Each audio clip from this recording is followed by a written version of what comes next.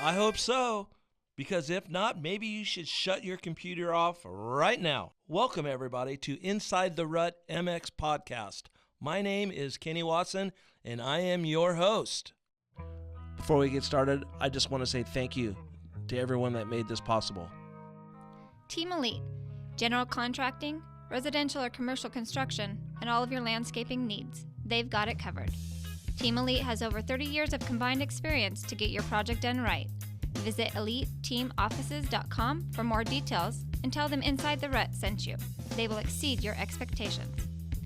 Cocopah Casino and Resort, located just outside of Yuma, Arizona. Headed to the river, Lake Havasu, or to Phoenix from San Diego?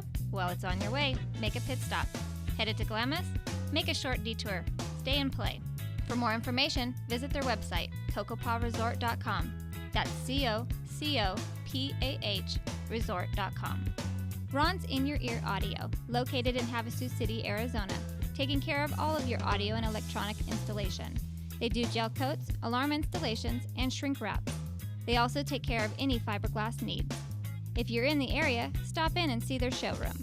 Visit ronsinyourEaraudio.com and tell them Inside the Rut sent you. They'll take care of you. X Brand. Searching for goggles? Search no further. Go to xbrand.com. That's EKSbrand.com and enter in the promo code ITR48 for 30% off. Works Connection. For all of your two-wheel needs. Works Connection has the products you need. Go to worksconnection.com. Hart & Huntington Tattoo. Located in Las Vegas, Orlando, Niagara Falls, and Nashville. If you're in any of these areas, stop in and tell them Inside the Rut sent you. Guts Racing. Guts Incorporated has been providing high-quality, high-performance seat covers and foam since 1990. Visit gutsracing.com to view their selection and use discount code ITRMX30 for 30% off.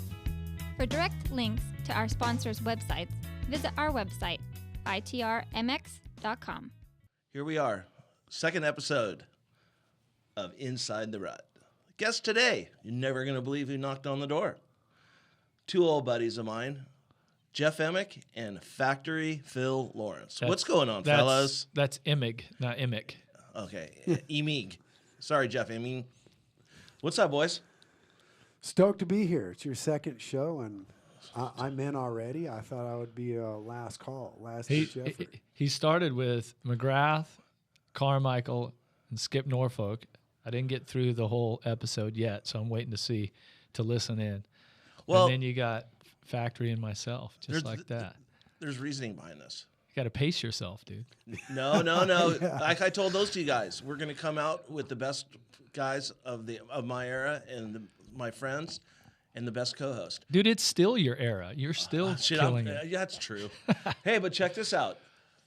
I had the guys that were 1-2 when everybody raced. Now I got the guys that are always in the second position. Doesn't that suck, Fro? You got him 1 year, bud, but you got him outdoors a couple. Dude, come on. I thought you buried the hatchet the first episode. What are you calling this episode now? Fro. Really? Well, it's good to see Factory. I don't get to see him enough. Should we call it Havasu Nights?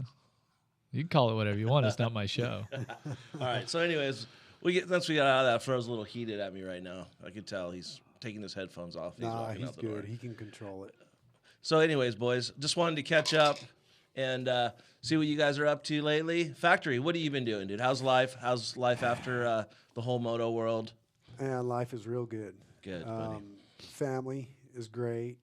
Business is really good right now, and it's growing, so I'm stoked. Couldn't be any happier. So a lot of people are just throwing garbage all over the place. You're picking up a lot of garbage. People are pigs. And I'm thankful for that. I'll pick it up all day long. That's Factory, man. No ego. Just get her done. That's right. Get her done. How about you, Fro? First and foremost, congratulations on your new gig, brand ambassador. Have you heard that, Phil? Husqvarna? I have, yeah. Actually, I saw it on Racer X, and I actually don't check out too much stuff, and I checked that out. I was happy. All right. I was very happy. Well, I mean, come on, you got to support your body. I don't even read electronic ping that much, and that's my brother-in-law. Yeah, I don't blame you. So, but but I saw Fro Husqvarna. I was interested in it. I checked it out. Yeah. Cool thing. Thanks, Factory. Very It's cool. It's a good opportunity. I mean, I was with Kawasaki off and on for a long time. I had some time with Yamaha in there from 1980 till about a month ago.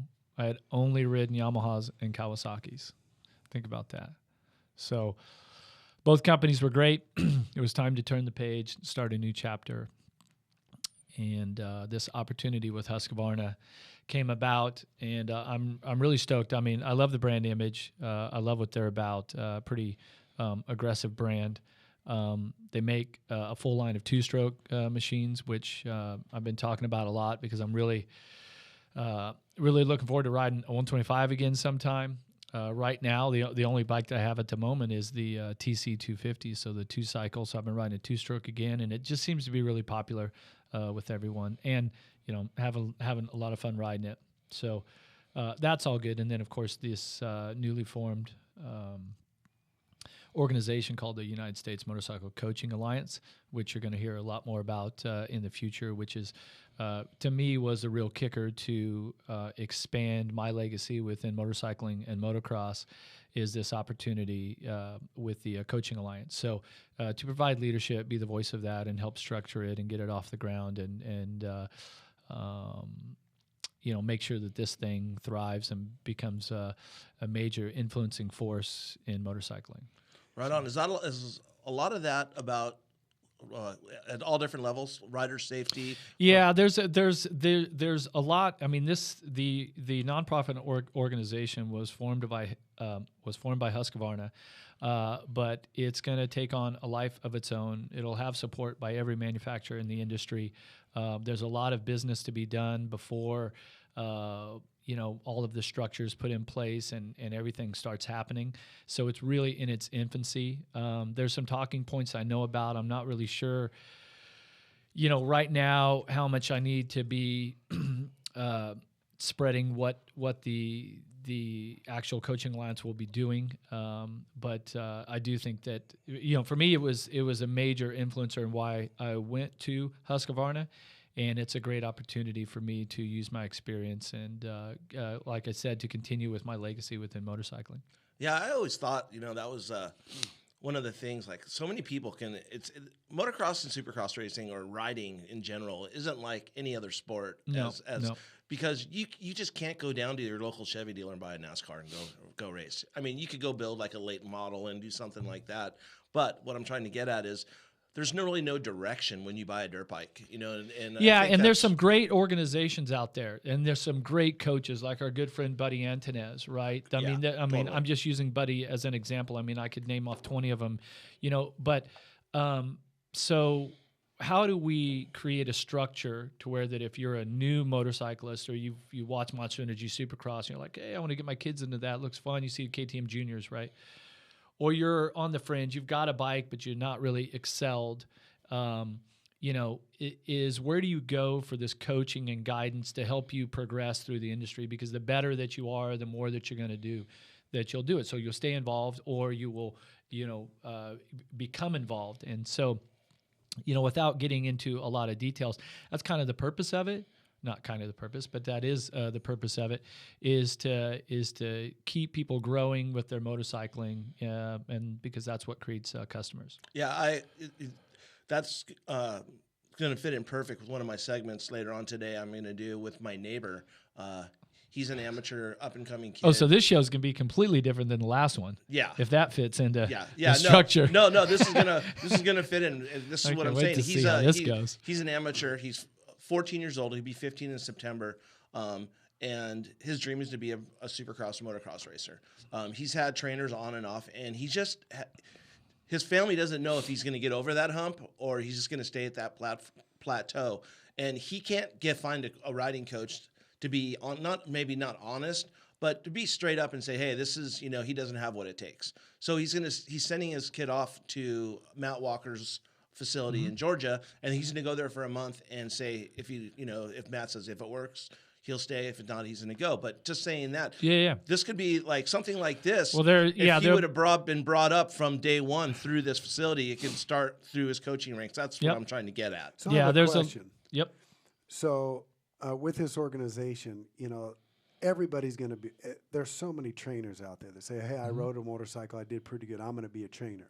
Yep. So are you guys going to kind of have the organization? Like I said, there's a lot of details of the organization that maybe I'm not sure. I don't feel like I'm educated enough quite yet, and I don't think that there's enough of it, was solidified.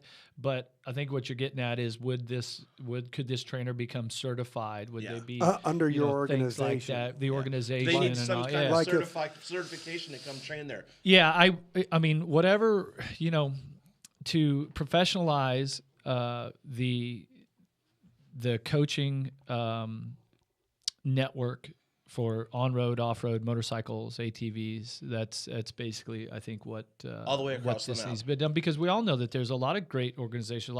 There's camps. I mean, you can go to Carmichael's camp. You can have Budman train you here. You can go to Matt Walker's. You can go to Motorcycle Safety Foundation and all these different places. But it's really fragmented. And so the idea would be to bring all that together, professionalize it, put some guidelines out, okay, and then add some structure to where that there's one website to go to, and I go to this website, I'm on the fringe, I just bought my kids, some 50cc bikes, or, man, I'm a local intermediate motocross rider, and I really want to get better. Where's a good place to go? Or I'm road racing and all this. So I think that you kind of get the gist of it now.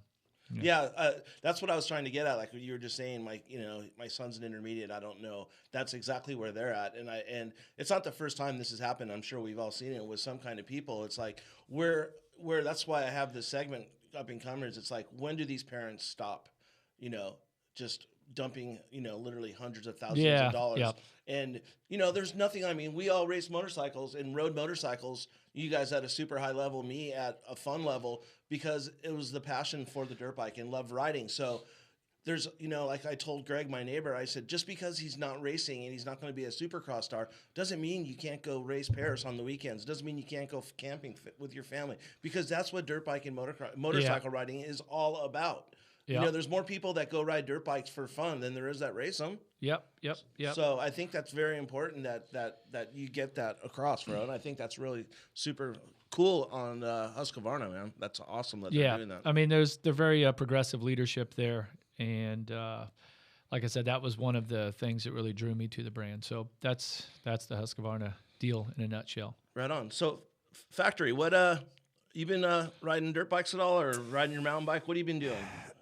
I was riding my mountain bike quite a bit, and Pingree approached me and said, hey, let's race Mammoth in the under 50 class. That's what he called it, because, vet. Yeah. And I said, okay. I got a really good Yamaha. Yamaha was kind enough to let me borrow one of their bikes. I trained for it, and I went, and I felt pretty good. And the very first race of the weekend, second lap, knocked myself out and hurt my shoulder. So the same shoulder you blew out when you rode shoulder, for me? Yep, same shoulder. It's all good, though. And, surgery? I don't know. I haven't really got an MRI yet. I'm factory. just pissed. Can't even believe it. McGrath was talking about his separated shoulder on episode 1 also, what man. And I'm just like, you got to be kidding me. Like, I need to do this. I have so much going on. My business is full-time, kids, family. That's when you're like, God, a dang, dirt bike, bikes. Now you're like over it. You're like, well, and that's the thing about when you do those races, right? Like I feel, I mean, knock on wood, but I mean, I love riding. I ride as much as I can, but I keep it into perspective. I don't ride for a competition. I ride for the feeling I get.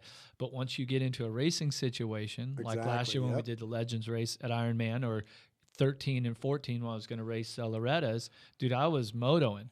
And, you have to. And I ended up, I didn't get hurt training for the races. I got hurt videoing and filming in 13 and 14. I had my first ACL injury ever, along with 3 broken bones in my hand, and broke my right elbow. That was one crash.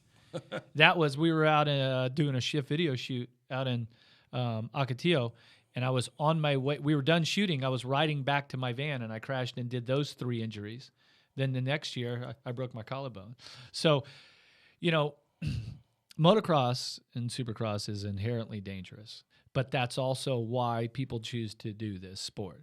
Bowling, tennis, it doesn't Yeah. It falls under the extreme category. Yeah, but it and doesn't that's put for a living in reason. their life. I mean, I'm sure. I don't know. I mean, I would assume that once you start riding again and stuff, you felt really good. Like even though it's strenuous and you're sore the next day and everything, but I think there's something really great about riding that I don't get from any other Yeah, any I think other activity. one of our good friends, Sean Palmer, described motocross racing.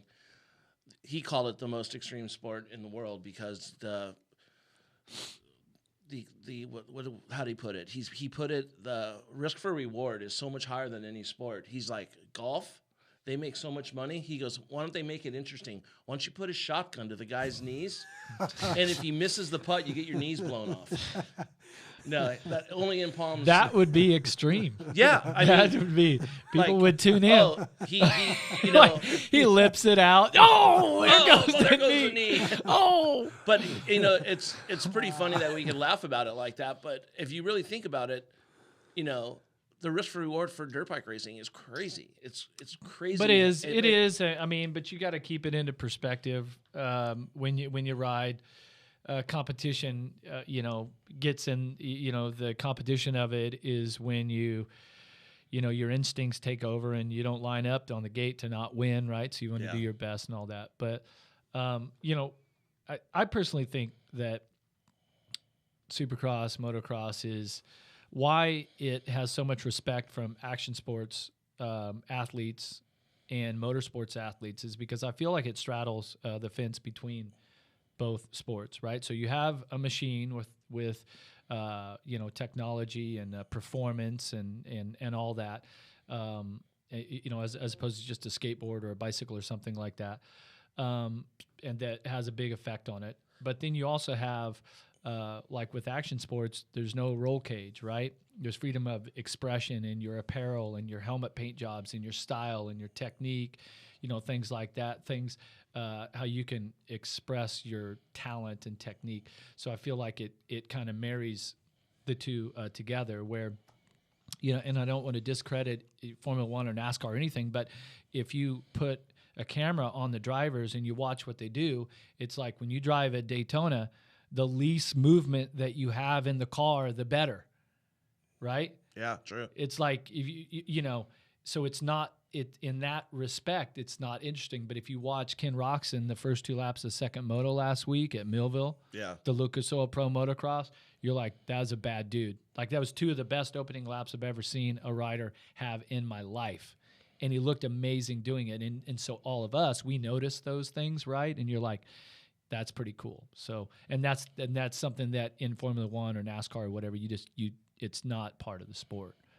Yeah. Do you guys think, speaking of the progression of the sport, and both of you guys were around at the beginning of the freestyle movement and when racing was going on, and you guys were hung out with the Krusty guys and filmed and went and had a good time with those guys going. It was fun.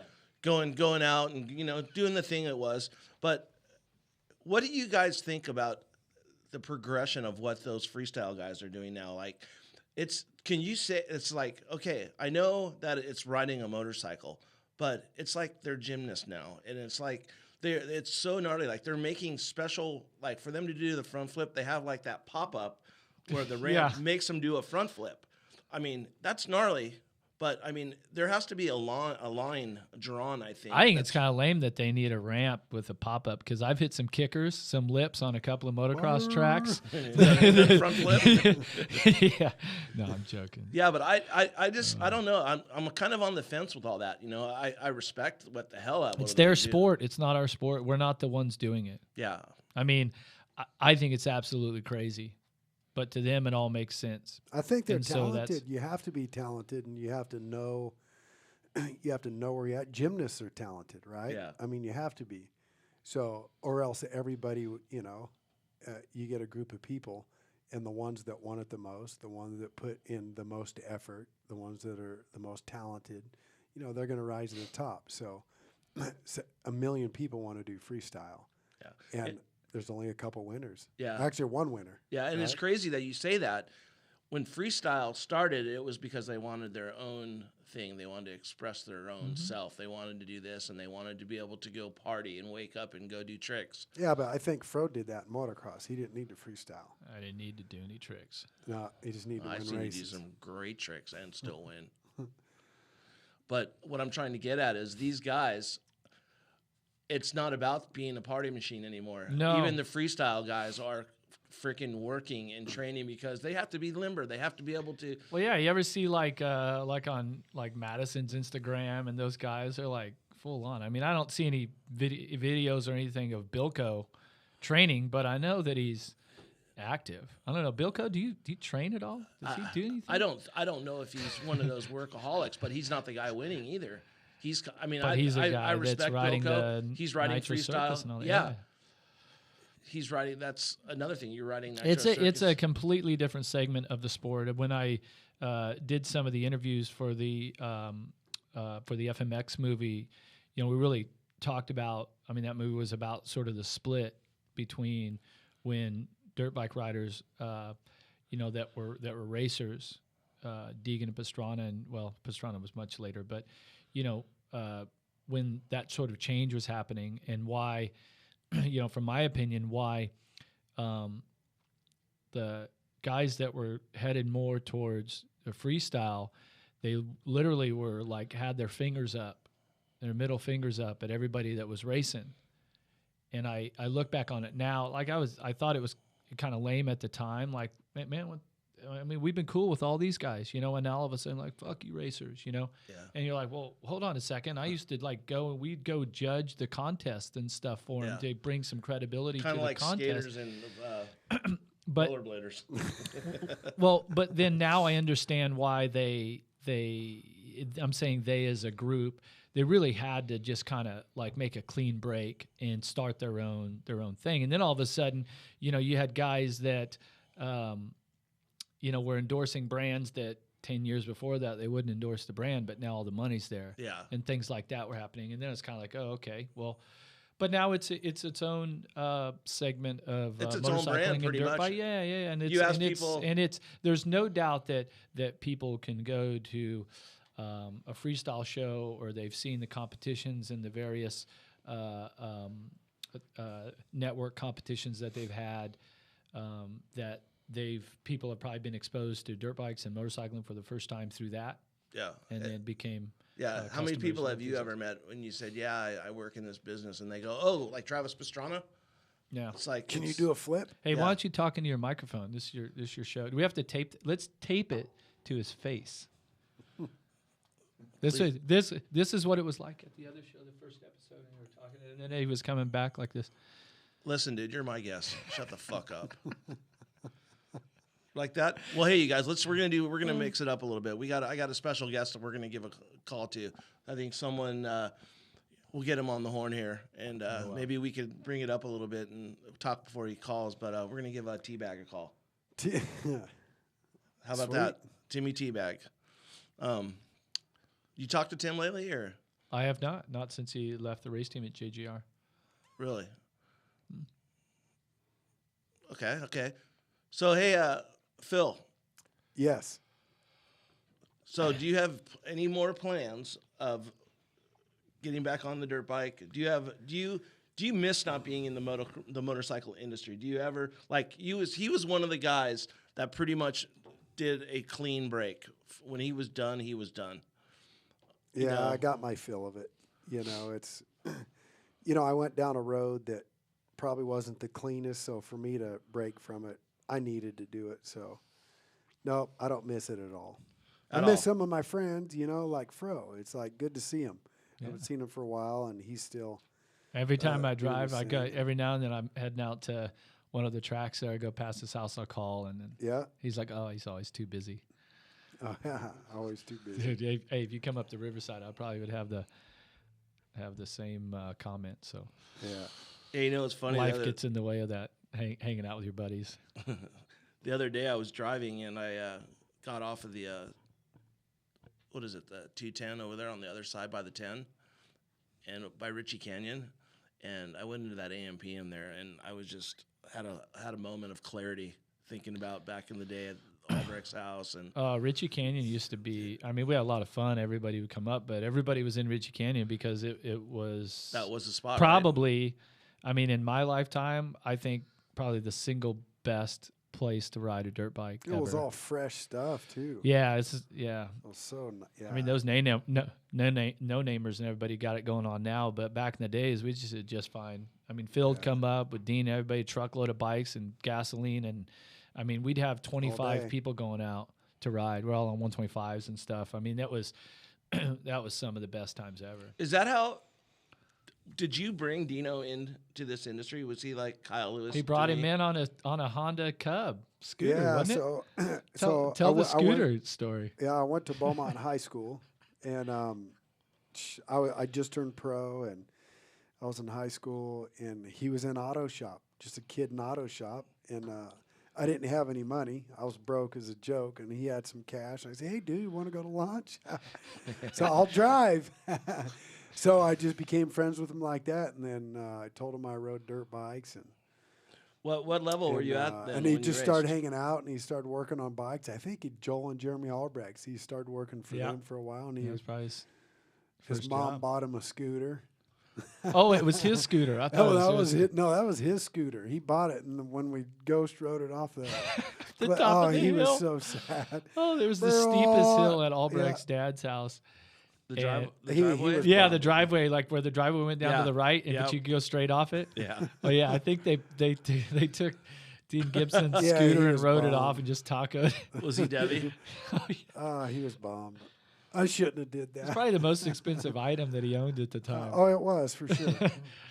Yeah, Dino's did good for himself. I mean, he. I see him now. Yeah, he has. That's awesome. It's crazy. We were married, father of two, right? Yeah. 2 girls, right? I was camping at MotoGP.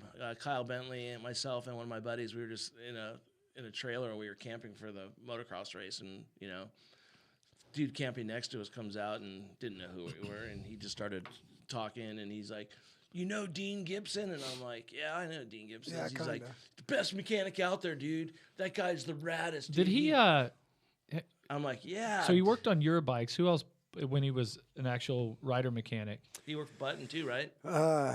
I don't know. Now he's been engine builder for he was for a number of teams, right? Motorsports, Factory Honda. He was Honda Cowie. forever. I think he was at Factory Cowie. He Chad Reed, Honda, now Cowie, right? Yeah. Yeah. I mean, if you take a that motor builder, that's impressive. I mean, you take that our sort of group of guys from the Ritchie Canyon wrecking crew, what we used to call ourselves back in the late '80s. Billy Feld. And you see how, I mean, Billy's working for JGR now. Jeremy Albrecht obviously runs JGR, team manager over there, and how Dana Wiggins, he's at Factory Kawasaki now. It's pretty impressive, where everybody landed on their feet. Dave Castillo, Crazy. of course, everybody knows there. I mean, Joel Albrecht went to Two Brothers Racing and all that, and so. Yeah. Does he own Rockform, or is he just asking the wrong guy? Okay. Does who own Rockform? I hope that he does. Yes, me too. But I know he has something to do with it. Yeah, sure. Who's this? Joel Albrecht. Oh, Joel. yeah. You're talking about a guy with talent. Honeybee. You're talking about a dude with talent. He was a bad dude. Yeah. He was an amateur, and he crashed in Mammoth. Got hurt, and he wasn't. Down the back straight, wide open. Yeah. Down the freeway, right? What's up with Steve? Is he having problems? No, I don't know. We're waiting on a call here. So, we're not up like a lot of these shows where it's just like. Where's your format? Where are we at in the format on the time schedule? We're gonna talk to T-Bag, and then we'll take a break, and we'll just hang out. This is more of a round table bro show. Bro show. Yeah, it's the bro show. Remember that guy? Yeah. Did you ever see him at Husky? What's that guy's name? Well, didn't he ride Husky? Wasn't it Andy Jefferson? Yeah. That's old, man. That's real. Yeah, but I heard he still because Wiegand. You see Timmy down there? Timmy Wiegand? Nope. Do you know who he is? Yes. Okay, well he runs their off road, KTM off road, but I don't know the alliance between Husky and. They're across the parking lot from each other. I can tell you that, but really? Yeah, they're two separate deals. Yeah. Totally separate, two different companies. So you have a 2-stroke. How fun is that? It's actually pretty damn fun. Yeah. The 250 2-stroke. Right? Yeah, it's a brand new model this year, and I asked for a 125, and Jenna Parker says, "Hey, look, we got a brand new model with this 252 stroke. We'd like for you to ride that." I said, "Okay, great." Really thought of it as like a secondary bike. Yeah. So And I fun. rode when I did photos for the press release with Simon Cudby. Went out to a Kahia. Had the track to myself. They had watered it. That lasted about an hour. Yeah. Right. And so I shot photos on the 450, and then jumped on the 252 stroke. And it's kind of takes a while to wind down. You rev it. It's like, wow, this is quite a bit different. And the 450 is just so powerful. It's How really long not was a it from comparison. the last time you rode? 05. You rode the two-stroke in 05? Yeah, and so I have no comparison because I haven't ridden a two-stroke since 05, but everybody I talk to, they say that this new Husky rips. It's super fast. So I started, the 450 had to be shipped from Europe. So they're like, here's your, here, take this 250 TC. So that's all, that I've been riding. It's awesome, dude. I love it. I mean, I'm having so much fun on it. I mean, way more fun than what I thought I was going to have. I rode a KTM 252 stroke about 2 years ago. I couldn't believe it. And the new bike evidently is better yet. Yeah, so it made me feel fast, which, I'm yeah. So I mean, chances are the next time you see me, it might not be a 250. It might be a 300. You never know. now that's a fun bike. How about the KTM 150? Yeah. So Does Husky that's have that's what's great about KTM and Husqvarna are owned by the same parent company and all that. The bikes are similar. There's a few changes between the two, but you have that ability to ride the two strokes. They also have the big bore kits and things like that for them. So, And if I want to ride, I'll just borrow one from I'm Fro. just thinking that he's probably going to have a garage full of them. I'll say, hey, Fro, let me Pingree's ride closer. He has all kinds of that. bikes. He now. does. That's where I get all my bikes. And the good thing about I don't need Pingree's donuts. bikes is that they're in good shape because they've You never don't been ride ridden them, hard. Right on. All right, guys. I don't have one of those. No, he's. Oh yeah, we need to get one. We have We'll a get drum one. sound Drum effect. roll? Well, anyways, No, not a drum roll. the do. No, That's the circus that's- sound. This is the circus. Right on. Well, hey, you guys, want to bring in Teabag to this little round table. Timmy. Who's Teabag? Teabag? Tim Dickson. Tim Dickson. There you go. See, that's what I was talking about. Timmy Just a little Dickson. nugget. Yo, what's up? What's up, buddy? We got your old buddy Jeff Emig and Factory Phyllis. Phil Lawrence. Wow, how's it going, guys? What's up, He says, Teabag? he says, wow. Kenny texted me earlier and told me to call in at 12:30 Western time, and it's 1:30 Western time, isn't it? Oh yeah, he doesn't stick to any time schedule at all. Yeah. That's This is going to be the pattern of this show. I can tell right now. Everyone ripping me on the times. That's all right. Hey, you pull through, right? Hey, you know what, man? Get it done. It's all about a big learning Art experience imitates for me. life, right? Isn't that what they say? Is that right? Who's Or they? life imitates? No, I don't know. Yeah, Something like whatever, dude. Who's they? that. Here we go. The The- Phil what's going on? philosophies are coming out. What's T- going on, Tim? Teabag, talk to us, buddy. What have you been doing? Where are you at? I'm actually going down the interstate right now, coming from an auto auction. What'd you buy? I work for a guy now that buys and sells cars all the time, collects cars, and so that's most of my time is taking care of his cars and his He car probably collection. doesn't have much wealth. It sounds No, like. it sounds like he's broke. Sounds like you're enjoying yourself. Basically the same thing I was doing 20 years ago for you, Fro, but a little higher level. But you're hauling cars. Hey, Yeah, for those listeners that weren't around in the 90s, so when I had the idea that, hey, I need to get this tour bus thing, I need to have an RV, which now all the top athletes have RVs in the sport. Tim was my right-hand man and partner on that and took care of everything. So You couldn't we call had a that good time. an RV. That was a freaking Prevost. That was a No, tour it wasn't bus. the Prevost. It was a Newell. No, Palmer had the It was- Prevost. yeah, it was Oh, the Newell. Yeah. Yeah, it was a Newell. It That was thing was sweet. awesome, dude. Oh, you're telling me? Tour Me and bus. It was Bro, so- What's that? we bought a brand new Newell last year from them for this guy I work for now, and they still have your old one there, and the owners use it to take like all their kids when they go on field trips to school and stuff like that. Oh yeah, because it's got a rear lounge, right? So it doesn't have like a bedroom in it. So it's a full lounge. Oh, that's cool. That might be nice. Yeah. When I win the lottery again, I'll buy the thing. Yeah. I forget about that bus. That was fun. I did. I had a lot of fun in it. The crazy thing was, I would stay with Tim on the road in the summertime sometimes, because what Tim would do is we would leave the race and we'd go to the Warped Tour, and we would follow the Warped Tour for 3 or 4 days with all the tour buses and shit. They'd go, "What band you guys on?" And we were our own band. We'd park with all the bands and have our passes, and just thought we were it. Hey, Dickson, Dickson, tell them about when we had who do we have, like Coombs, and a bunch of us all loaded up to go see the Beastie Boys. We were a VIP for the Beastie Boys at the LA Forum. Yeah, we just drove up to the gate, and they thought that we were with the Beastie Boys. We drove right back in the back, went in the back door, and parked right next. Asked us, parked right next to the Beastie Boys, and they never asked us a question. He just pulled on in like he owned the place. Yeah. So you literally were a rock star. Yeah. Yeah, that was. I mean, people don't. I don't know, Watson, how I made it through those Warped Tour days, because I would drink all day, drive all night, and then sleep for a couple hours and do it all again the next day. That's what I would say. I'm like, dude, we're gonna die, and you're all, at least we're gonna have fun doing it, dude. And one of my best Dickson stories. We had all kinds of problems with that thing at first because he's blowing down the road. The thing would haul ass, right? And he keeps blowing front tires, and he's like, "Hey, when a front tire blows, it literally goes that direction, and there's nothing I can do to keep it on the road." So we're thinking, okay, this is kind of dangerous, right? And so you would call in Newell, and they're like, "Hey, well, how fast are you going?" It's like, okay, well, maybe you need to slow it down a bit because the tires were heating up, right? Crazy stuff like that. But the thing would drive so good. He used to tell me these stories. I'm thinking, okay, man, good thing my insurance is paid up. So he's driving down the road, and he would let go of the steering wheel and, like, clock it.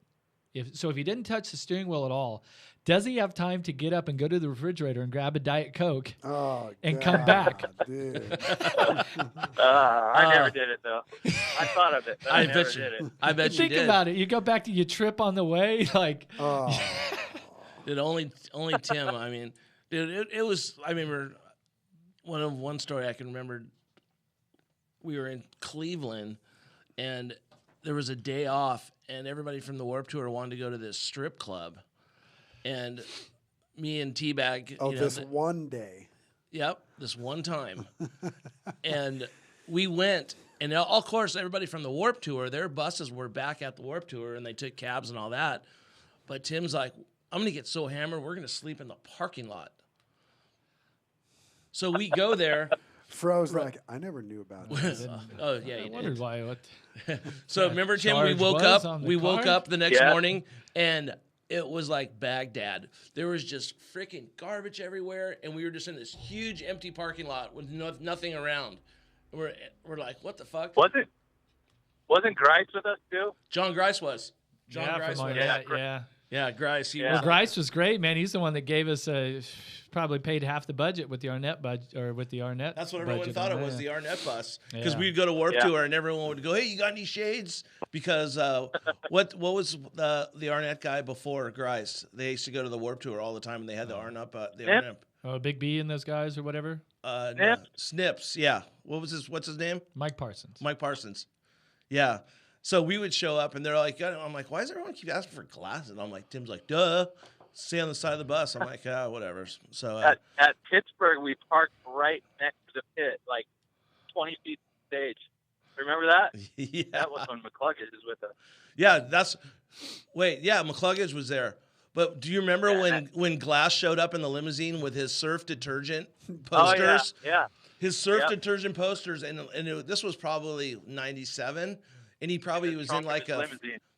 He probably had like a 1975 limo, and he had a guy driving it, and he opened up his trunk, and he was sitting on his trunk with his surf detergent motocross poster from like 7 years prior, signing him like he was somebody.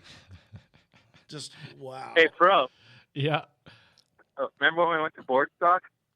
Yeah, that was. There was some. I mean, that the bus had.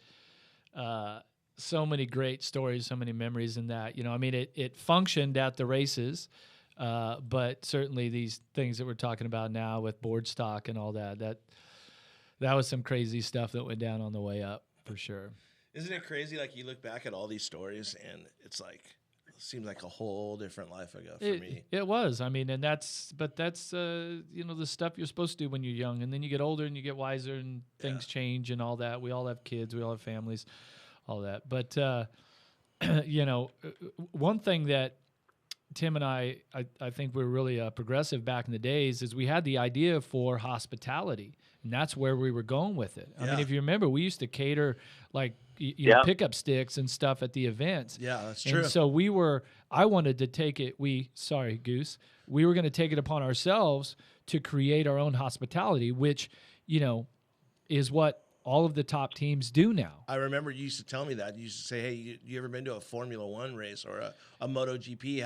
And you kept saying, I don't know if it was Tim or you, but you kept saying you have to see how Alpine Star does it. You have to see how Alpine Star. I mean, you go in Europe, right? Like Red Bull and Alpine Star and stuff at the motocross Grand Prix. I mean, they have full 18-wheeler setups, restaurants, hospitality. Well, that's what Tim and I were trying to accomplish back in the day, right? I was making killer money. Arnett was giving us a shit ton of money. We had the idea. I had all the connections. Tim would put it into action. So we had a great partnership, and that's what we were trying to do. And then the bus morphed into, eventually the race team, and that's what we wanted to do. But then, our funding fell out from underneath us, and the rest is history. Yeah, there wasn't any other riders that would have a motorhome or anything parked next to them.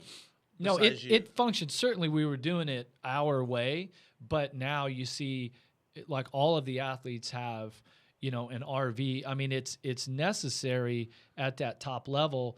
I mean, how it functioned, like let's say like at a motocross national, I'm in there, I'm taking a shower, I'm relaxing, we're getting our food ready, all of this other stuff. I'm chilling out, I have this own space. I'm not in the way of everybody in the race team because the race truck, like the factory semis, are full of all kinds of technicians and mechanics and people and everything. And we had a little locker in there, right? Yeah. So with the RV, at a motocross national, you get done with practice, you're in there taking a shower, you're refreshing yourself, you're getting your food and all your nutrition and hydration, everything you need.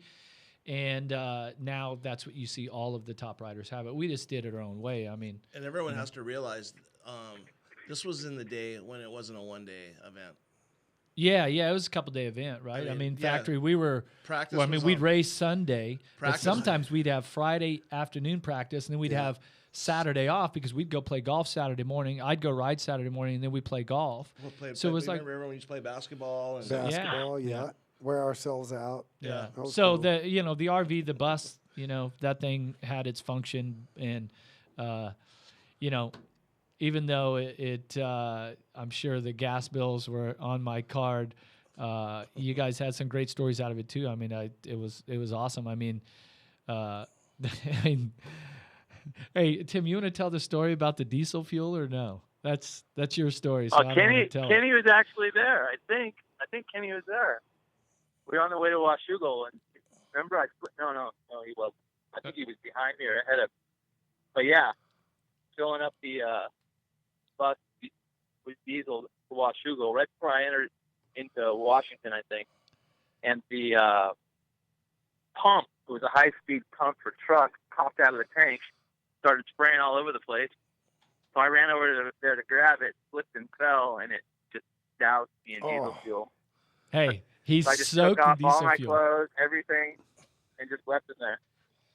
Took off his clothes, opened the door, went in, and took a shower. I remember that, but I forgot all about that. But I remember I was behind you, and then when we met up that night, I remember you telling me, and you were not too happy. So hey, T-Bag, Tim Dickson here.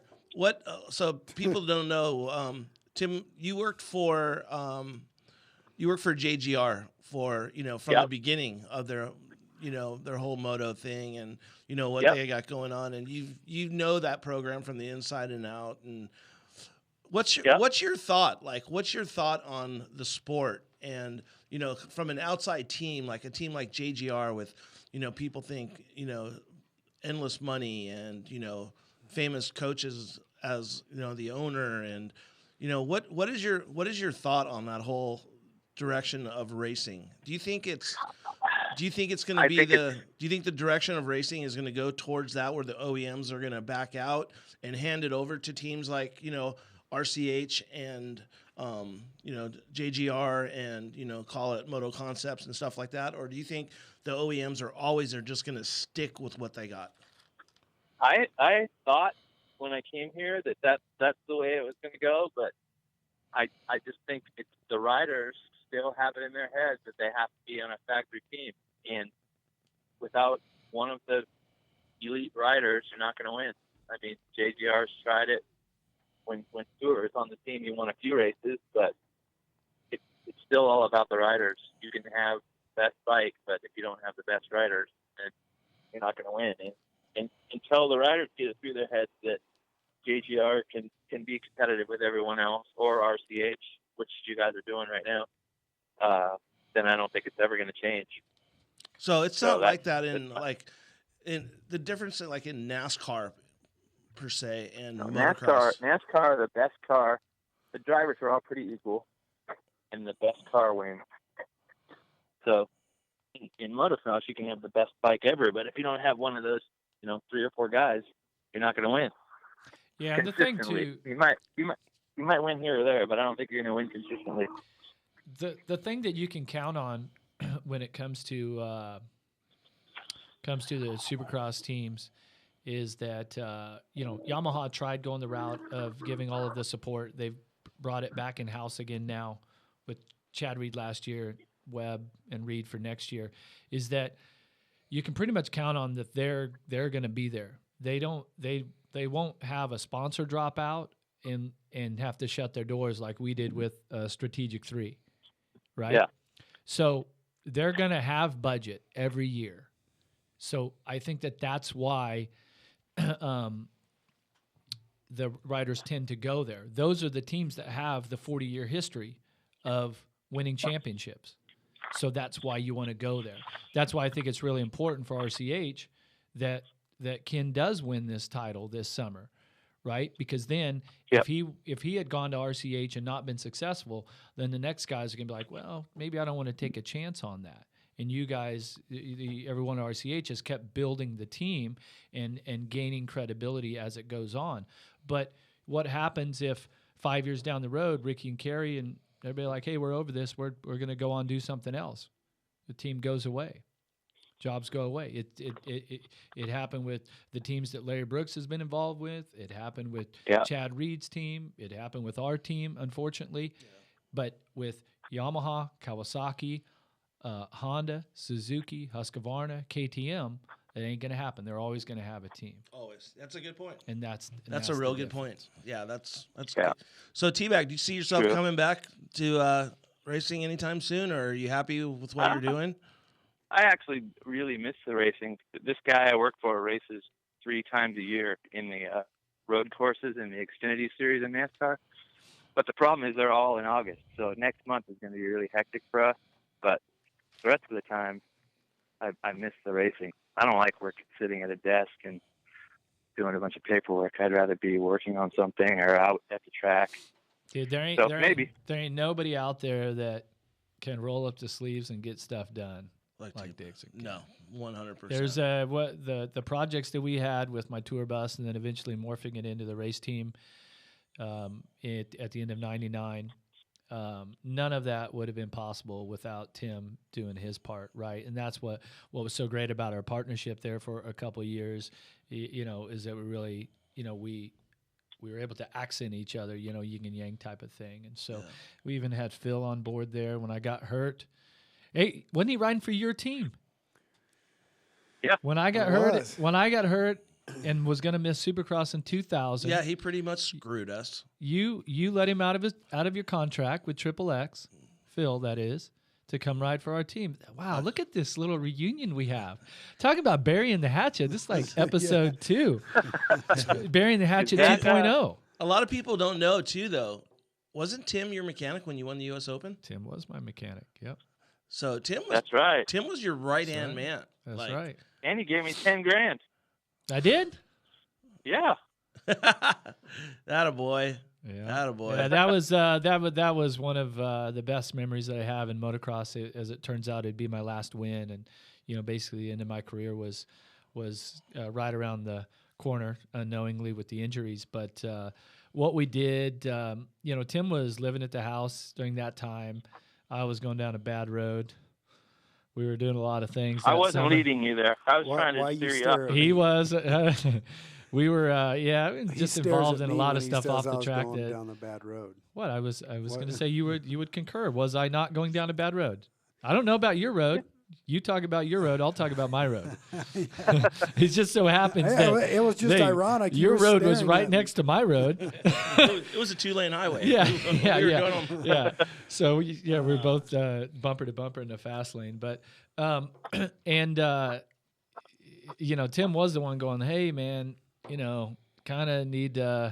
You want to practice this week, or you sure you should go to the river or do whatever this time?" So, in his defense, he definitely was trying to keep it straight. But then when the wheels came off and there were a lot of changes, Tim said, "Hey, let's build a bike together." And I still remember, Tim. I remember that when we were really getting down to the real heart to heart, the nitty gritty of all that.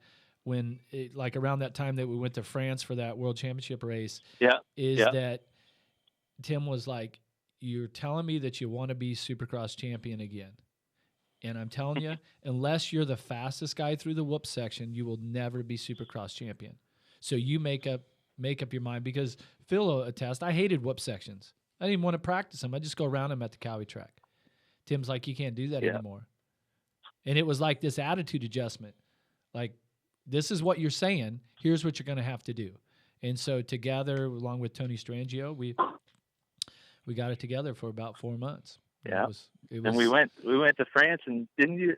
You got third, right? Yeah, I got third, but that was the World Supercup. Yeah, yeah. I tell the story about how after the podium that night was when it really hit me. Like, man, I got to get my shit together.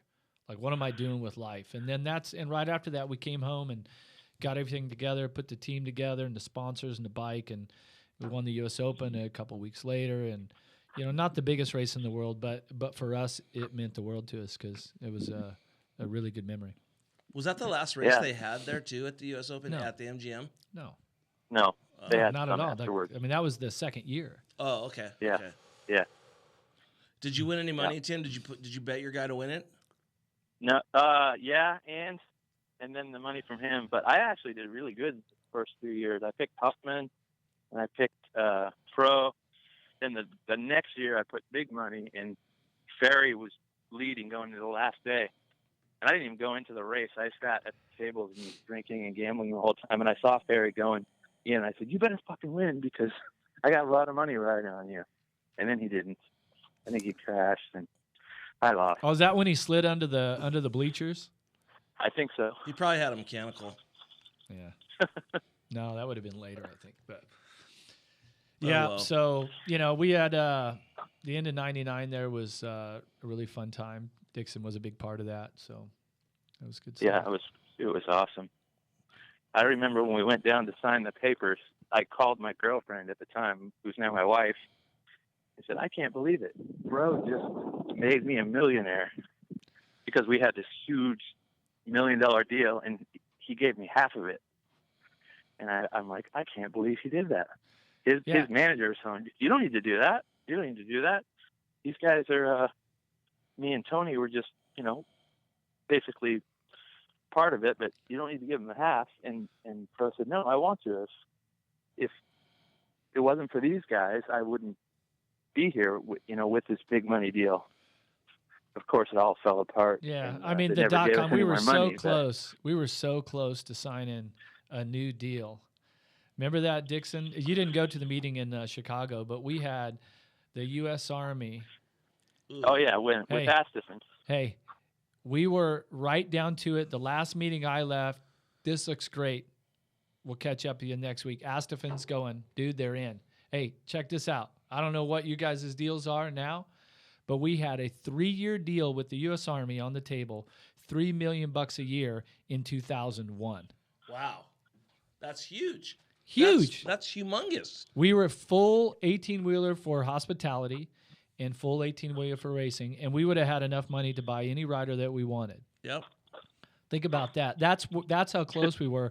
And then when the .com money failed and Edge was, they were what, Dickson? It was $850K behind in payments. We still made money because they paid us one payment, and then they never paid again. No. We got a couple of smaller payments. I'm talking about the second year on the big deal. Think about that. Our deal was $750 a year with Edge, a 2-year deal, and they were behind. But then the big deal that we were trying to sign was U.S. Army. Who did that deal for you? Astafin. Steve did. Astafin, yeah. Yep. Wow. Think about that. How cool that would be. Why didn't it work? What happened if you were that far down the road with them? The money was what was it? They were going to take NHRA money and some of the second tier NASCAR money, right? I don't know. Yeah. Whatever reason, it didn't go down. Wow. And that's when we're like, okay, time to shut the doors. Yeah. I think that's about the time people started complaining about them doing motorsports sponsorships, and they eventually pulled out altogether. Oh, because it was government money or something. Yeah, exactly. Cool. Yeah. What was it like to ride for our team, Phil? Did we do a good job? You can be honest now. It's been 20 years. Yeah, you did a better job than I deserved at that time. He always says that. You had a great bike. That bike was good. That bike was really good. Didn't I pull some hole shots on it? Yeah. I faded, but I pulled some good starts. Then you pulled the shoulder popper at Anaheim or something. That hurt. Yeah. The funny thing is there's still I still see two of the guys that are on the team there about once a week. I see Billy a lot, and I see Ulikowski. Oh yeah. A couple times a month. Both of our they mechanics both live right near me. Yeah, that's crazy. Like, look at your staff, what you had. Like your staffing, they're all top tier guys. Full factory guys. It's like I look back at my deal, like when I was at Plano Honda, or my mechanics over there. They're all top tier guys. Like now, some of them are Plano Honda. Yeah, like Frankie. Who else was there? Gothic J. Yeah. Alan Sherlecki. Just Yep. But hey, time flies. It was. Yeah, 20 years ago. It's all good. Can you believe that? No, I can't. But you know what? It's all good. Hope I can see another 20 and we'll be good. But T-Bag, I want to thank you for giving up some of your precious time today on the road. I know you're trying to get up and go grab a Dr. Pepper or a Coke, whatever you're doing. I'm actually back to my office now. I'm standing outside though. All right. Well, I'm sure you got a Lambo to go polish some wheels or something. Keep them things bright. Wax on, all right, guys. Whack on, whack off, bud. Wax on, wax off. Unbelievable. Hey, Dickson, good to catch up with you, Dickson. All the best. Thanks for calling me, for me calling you. Yeah, he didn't. Talk to you guys later. All right, Jim. Thanks again, buddy. All right, bye. Right on. There's a good dude right there. That's good. That's a good segment.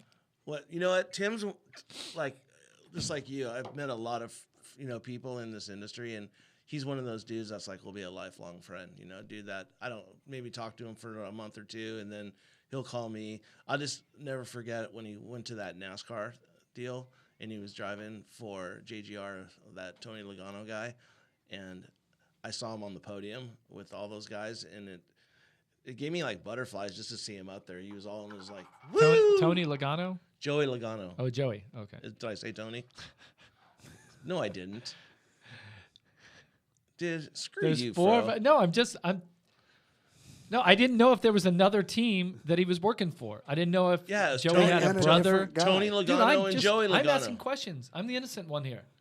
You're the guest, bro. I am the guest. I'm like, hey, I've never heard of this Tony guy, and I want to know more about him. Don't talk to me like I'm Ralph, dude.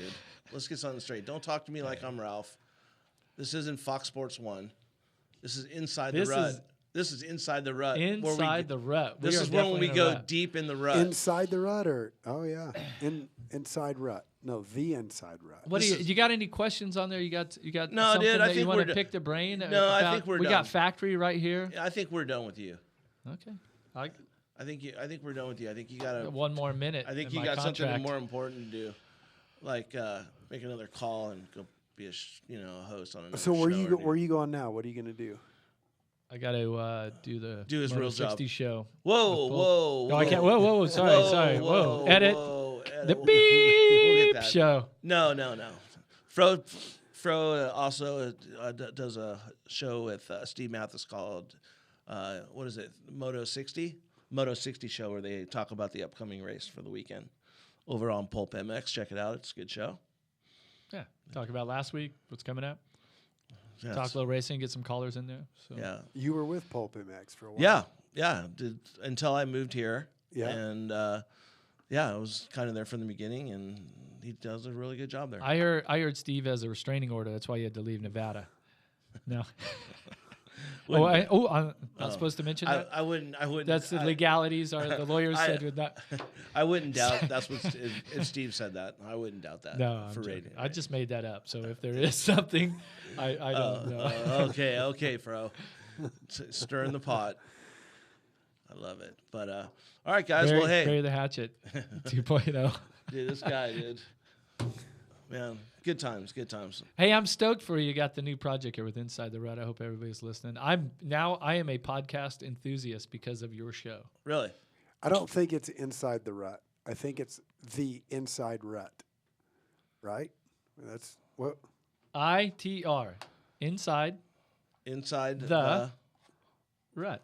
So can I not read, or it says the Obviously. Inside Rut? You have some dyslexia going on that you didn't know about. What does that say right behind you? I don't have to turn around and look. It's the name of my show. It's like well, because you're getting thrown off because it's the Godfather logo and it says the Godfather. Here you're starting with the I, inside, then you're jumping up to the T, and then down to the R. So that's where you get thrown off. I don't know how to read. There's a nice little promo for you. Yeah, that's pretty good. Explaining the logo. All right, guys. Well, I appreciate you guys. We're losing traction. We're up in the marbles. I appreciate you guys coming in, Phil. It's always good catching up with you, buddy. Thanks for bringing me coffee when I see you every time. Yep, no. Giving me discount cards for dinner and buying me dinner. No problem, dude. I appreciate it. My pleasure. Good man. Glad to do it. Fro, thanks for having me. Fro, thank you very, very much. It's good to be on. Your time. It's a good time. I appreciate it, and I'd like to thank all the listeners for tuning in, and check you guys later. On the line here, we have one of the icons of the sport, Mr. Bob Hurricane Hanna. How you doing, Bob? I'm good. I just wonder how Eddie got you in touch with me today. Did you pay him, or did you take believe cash? It or you know what? He hasn't paid me anything, but his word's better than money to me.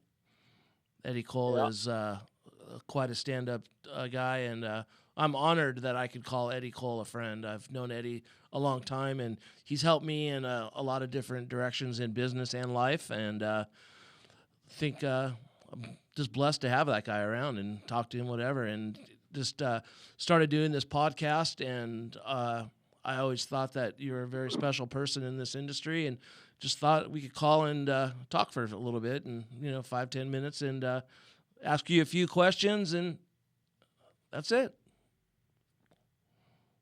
No problem. How does that sound? We're driving down to Answer Products right now to talk to a couple of magazine people, I guess, and see some guys that answer. Sweet. You think they have the HRP shoulder pads? I don't know. Shit, I wish. I haven't been to Answer in a while. Yeah, those guys are good guys. We work with. They sponsor one of our guys on RCH, and by the way, I'm the guy that sent you the T-shirts. Oh, all right, thanks. Yeah, they went to a lady that works at the bank that's a big Ken Roxon fan. Yeah, and she doesn't know who I am. She didn't know who I am, and she said one day, I don't know. She says, "What are you doing?" And I'm just talking to her. I'm not doing anything. What are you doing? And she goes, "Oh, my husband and I are going riding." And then she says something about they watch the Supercross. I go, "You watch Supercross?" She says, "Yeah." And I go, "Well, who do you like?" And she goes, "Oh, Ken Roxon." Ken Roxon. I laugh, and I'm laughing my ass off because she has no idea who she's talking to. And so I just thought, you know what, she goes, "I want my husband to get me a Ken Roxon sweatshirt." So I just said, "Oh, you know what, I got to take this gal some over there." So I took him over there to the bank manager, and because sometimes they have a problem with you giving them, if you give them a gift and it's worth more than $2.50, it's bribery. So I told the manager, "I want to give these to this girl. I don't know her name," and she wasn't in there. And she said, "I said they're not worth anything. They're $10. And they're T-shirts. And she goes, all right, I guess she can have them. So the other day I was in there, and she wasn't in there again. I had to lie to him, say they're not worth nothing, not against Kenny, but I had to say his T-shirts were worth shit, you know. Oh man! And then so she must have saw me on a camera or something, because she came out of the back door. She had a big smile on her face. She goes, I didn't even know those were Ken Roxon sweatshirts for 20 minutes.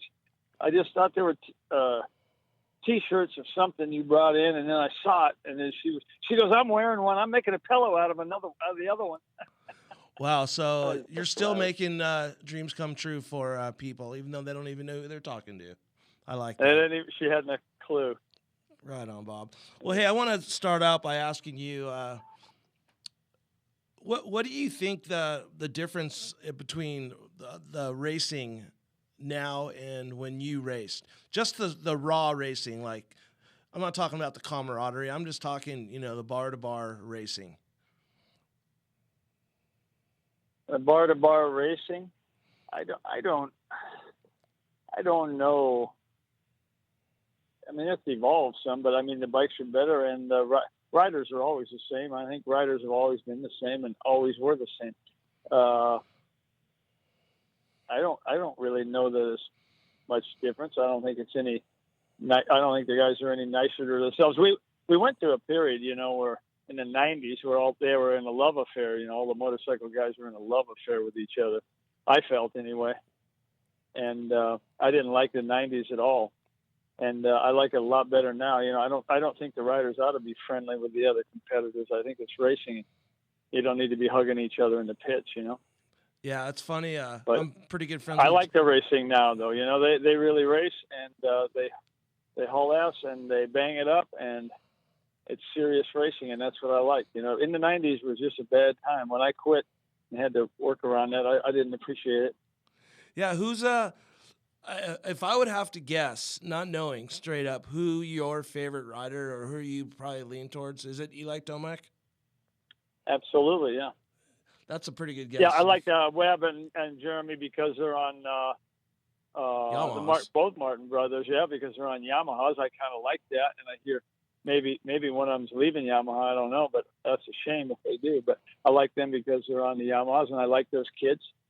And but Eli Tomac has my mentality, Yeah, for sure. I would say he's like, he was definitely has a little old school in him with his, like the way he trains. And he's the most old school rider out there right now, I say, and so that's what relates to me. Yeah, I would think his, kind of like he distanced himself. He's not caught up in the clique. He doesn't give a crap, about, He doesn't read his own press. Yeah. Yeah, that's good to know. What about the tracks?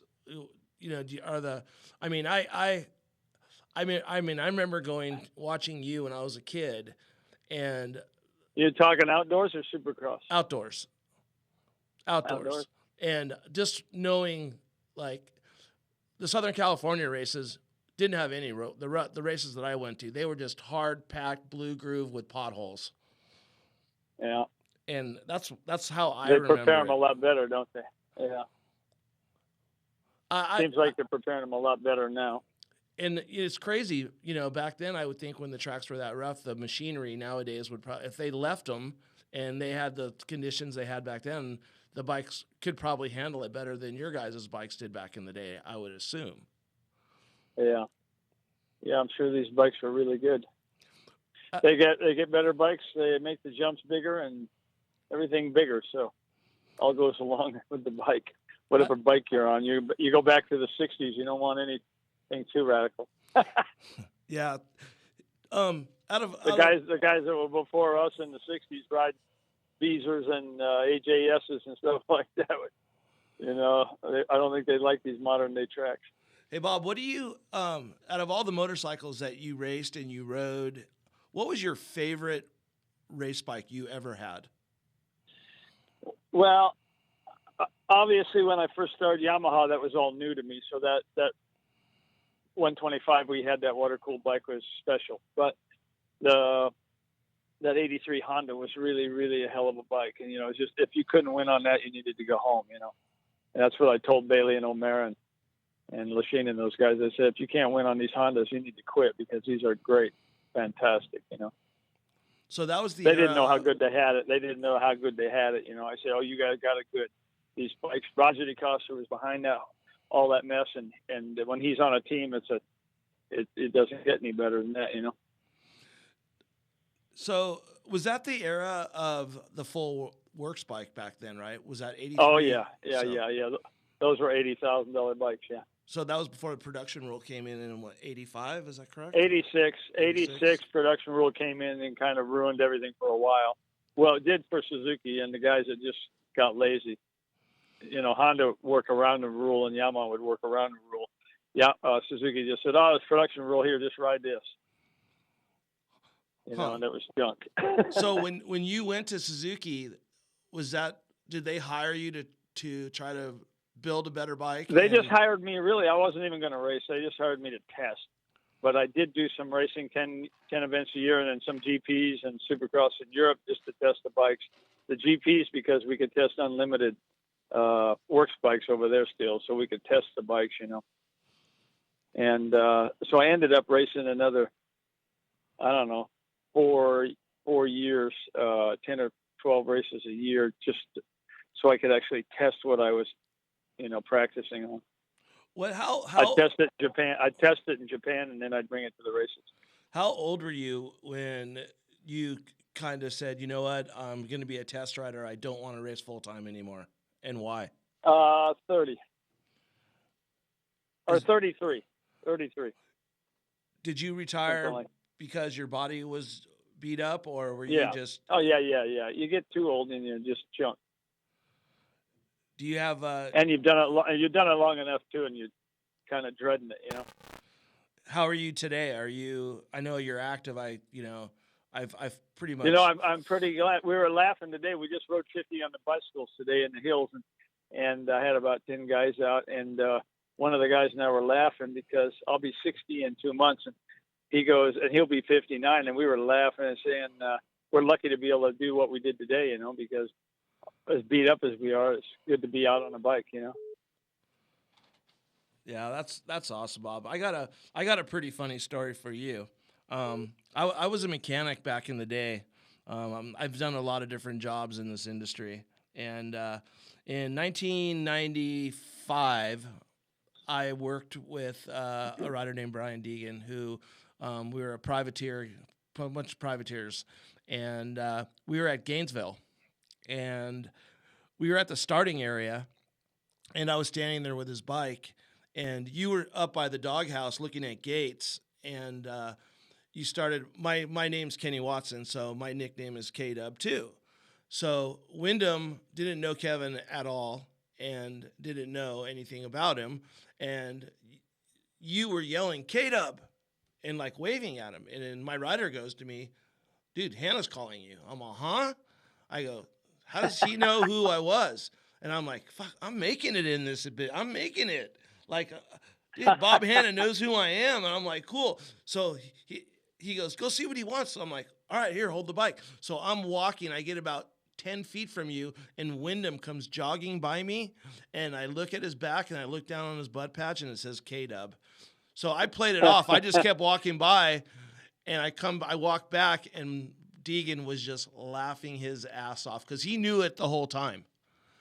So, he did? Yeah, it's just like one of those jokes. I'm sure you and Keith and Bevo and all you guys have some good, funny stories like that. But it's, you know, it's a kick-ass out. You know, it's pretty funny when I look back at it. But I would have to say my fondest memory of you, I was just telling my buddy the story, had to be, I don't know what year exactly, but it was it was the first national I ever went to as a kid, and I was with my dad, and I had surgery.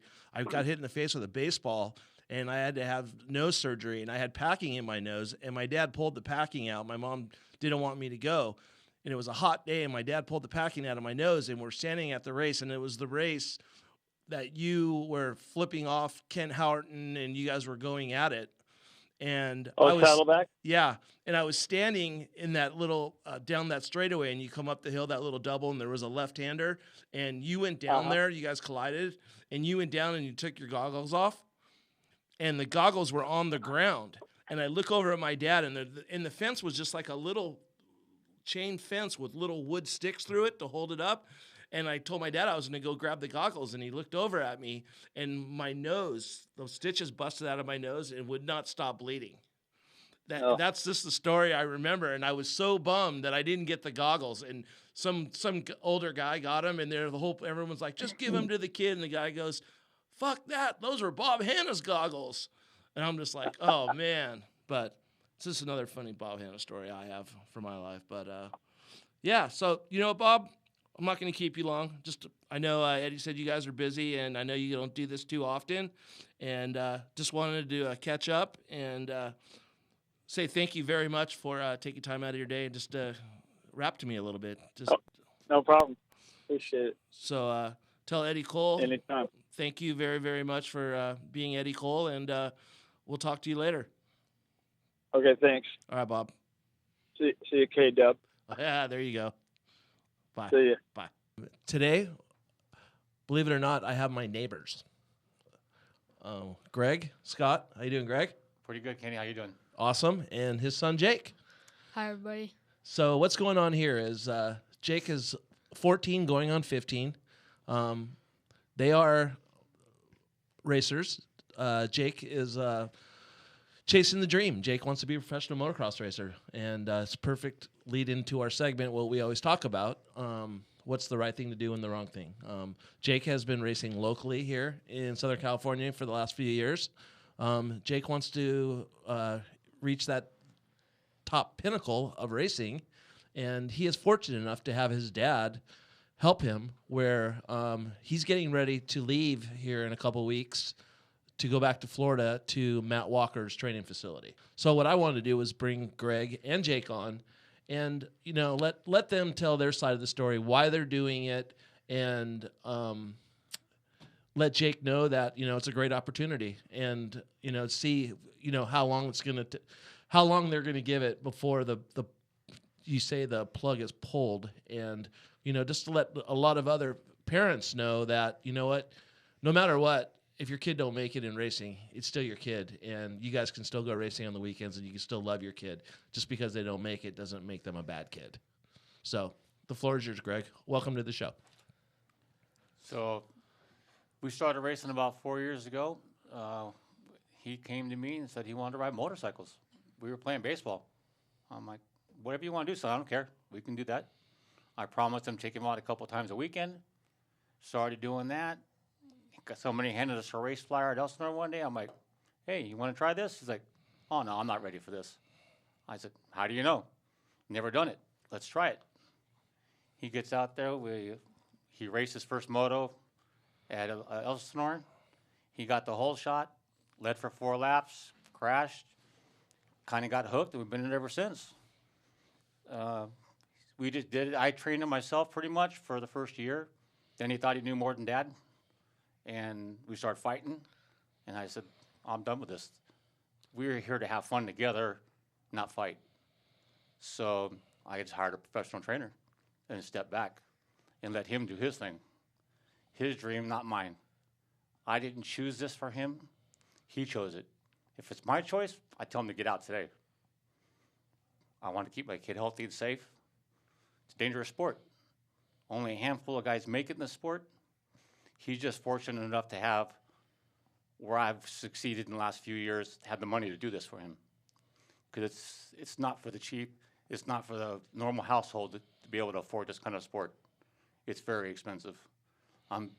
This year, I'm 15, 20 grand in right now. And we're looking to spend probably 30 more for the year's up. That's somebody's whole income for the year. Yeah. So this is what he wants to do. I gave him the ultimatum last month. You got 1 year to bring it, to start competing at a higher level, or we'll just be a weekend warrior. He said, so we hooked up with Matt Walker, and I'm going to send him away. He's been 14 going on 15. He's going to live by himself in a rig out there, train out there by himself. He's going to live, eat, and breathe motocross. This is what he wants to do, so I put the ball in his court. Let's go. Yeah, that's pretty awesome. like I said, I've been around this game for a long time, and for a family to step up and be able to send your kid off at such a young age, and for the kid, it's a lot of responsibility to learn. Most kids that race dirt bikes at 15 or 14 years old don't even know how to do their laundry, and for people that don't understand, Jake is going to be cooking, cleaning, doing his homework. He's homeschooled. He is going to be doing everything on his own. So are you ready for this, Jake? How do you feel about all this? Yeah, I'm pretty excited. It's going to be definitely different, doing everything, living on my own, making my own food every day. I already do all that mostly. And I wash my own bike. I do all my own bike work. And it's definitely going to be a lot different, even though, I already do all this stuff on my own. Just living on my own is just going to be a lot different. And should be definitely a different experience. Should be a lot of fun, though. Are you nervous? A little bit, but I think in the long run, it should definitely, it'll smooth out and it'll get a lot better. What do you think your biggest hurdle is going to be? Just being away from home. What do you think is the toughest thing that's going to come across your plate?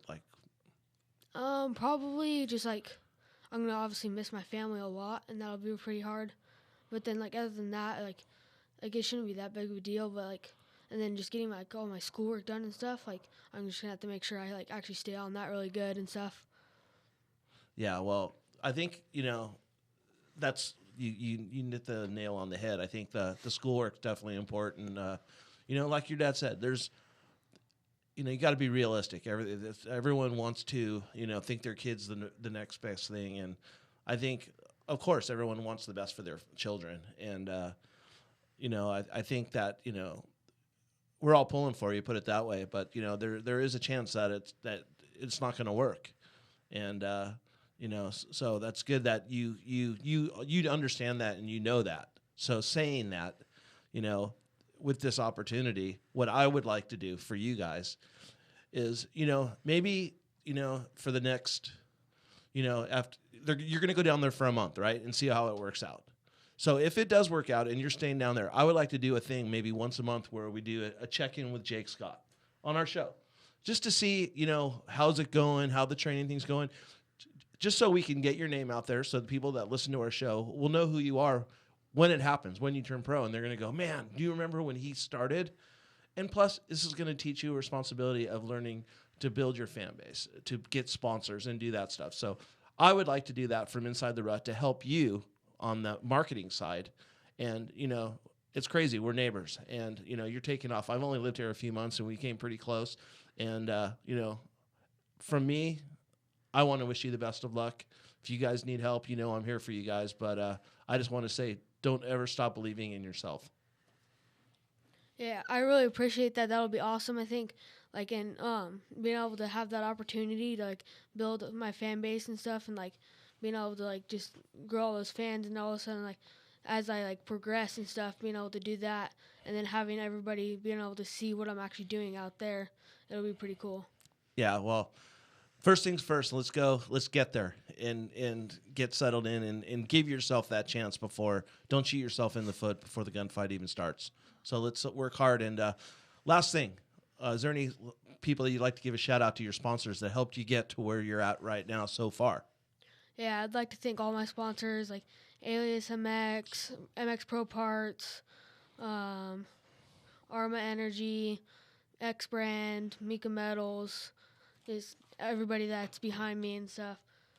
And John from MMR, and just Mike from MB1, and just everybody that stands behind me and helps me out with all my bikes and everything, and just helps me be able to be out there and race every weekend and do everything I do. Right on, Jake. All right, well, we're going to send you off with a good luck to you, and we wish you the best of luck, and go do it, buddy. Thank you. Last but not least, I would like to thank all the people that make this happen for us. Thank you very much.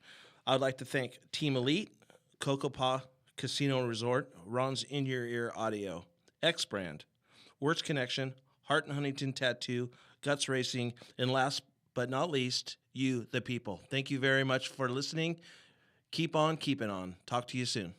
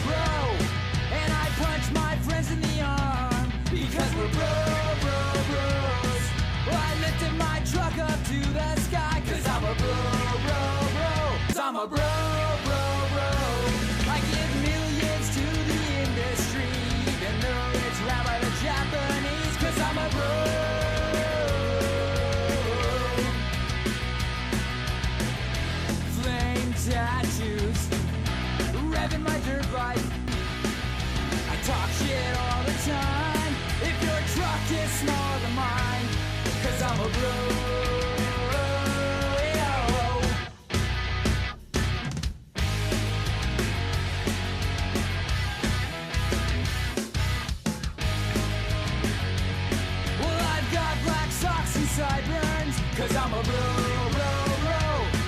I've reached my end, I spiked it, cause I'm a bro. I street race my grandma's Buick, cause I'm a bro.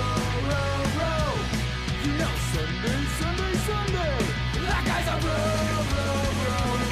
My model's burning gas and kicking ass, cause I'm a bro.